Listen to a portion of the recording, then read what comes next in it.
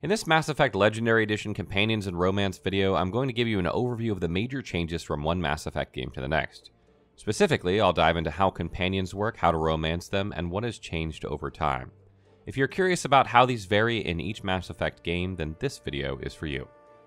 In this video, I'm going to talk about recruitable companions. Companions or squad mates in Mass Effect Legendary Edition are essential in how you carry out your playstyle, unlike in other games where the assistance they offer is limited or they're even considered a nuisance.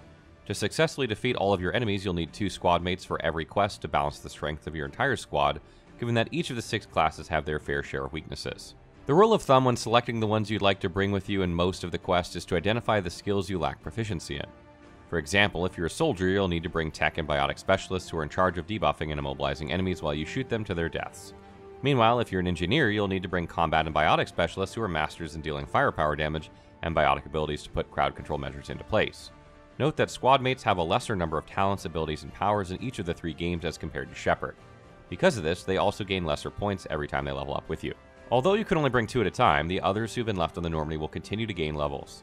Because of this, you won't have to worry about accumulating XP for them again should you wish to switch squad mates. What's more is you get to direct them in the way you want since you have access to their talents, abilities, and powers. Although squad mates follow you by default, you can make them regroup, move, or attack specific enemies as well.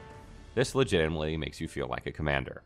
In Mass Effect Legendary Edition, you recruit squad mates in a similar way, that is, by completing quests related to them from the main games or DLCs.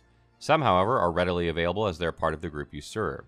If you're interested in developing romantic relationships with them, you'll have to react positively and agree with whatever they're saying by always opting for the Paragon or Blue dialogue options. In Mass Effect 1, there are 6 recruitable squad mates. Whatever weapons, armor, and mods you have, your squad mates can use. However, note that their weapon damage isn't as potent as Shepard's, which means that you shouldn't fully rely on them to carry the fight. To balance this out, their accuracy is much better, regardless if they're trained at using their active weapons or not, allowing them to effectively hit enemies often. Remember to bring squad mates who have electronics and decryption talents if Shepard doesn't possess any of these skills. Hacking locked containers is a must since your entire squad will gain extra XP while getting valuable equipment in the process. Additionally, with the electronics talent, you can repair a large portion of the Mako's vehicle damaged hull due to enemy attacks when you're exploring planets. In terms of romance options, you can deepen your relationship with 3 squad mates. 2 of them are heterosexual, whereas 1 can be with a male or female Shepard.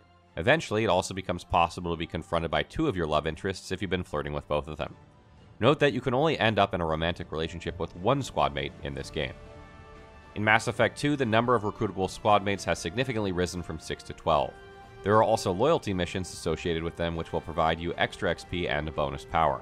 You can only activate 1 bonus power at a time. Note that your total power points do not increase as a result. One combat change that you'll also have to consider when taking 2 squad mates with you is the new armor system. In Mass Effect 2, enemies wear armor, shields, barriers, or a combination of these.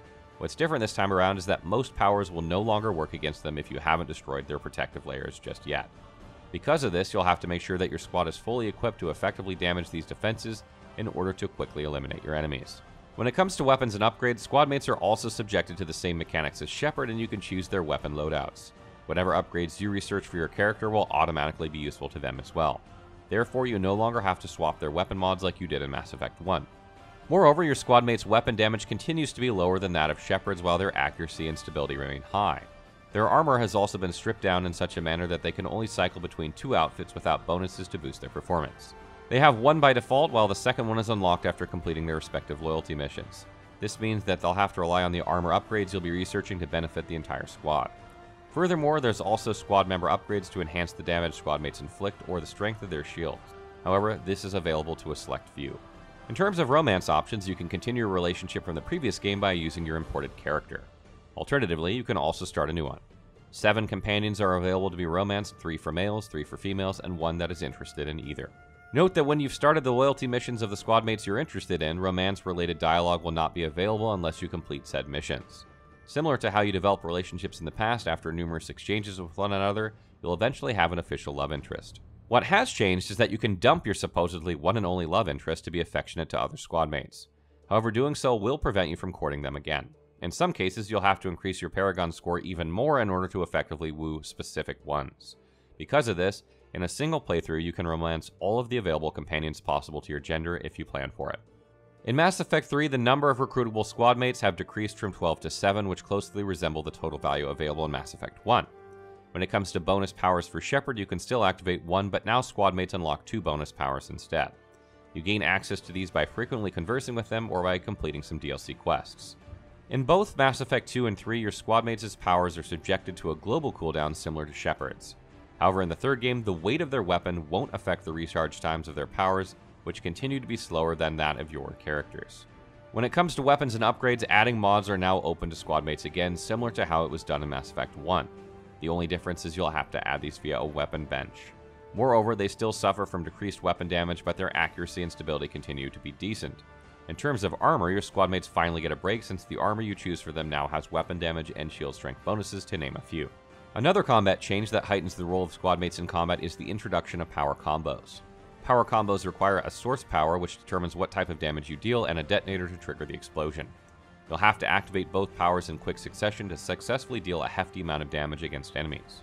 In terms of Squadmates, you'll have to make sure that the powers they possess synergize well with the rest of the squad, so you can execute multiple power combos in order to breeze through combat.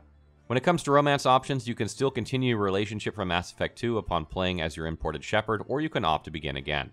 If you're a male Shepard, you can romance one Squadmate, but if you're a female Shepard, you have the option of choosing between 2 gentlemen from the DLCs. Additionally, 2 from your squad don't have a preference when it comes to gender.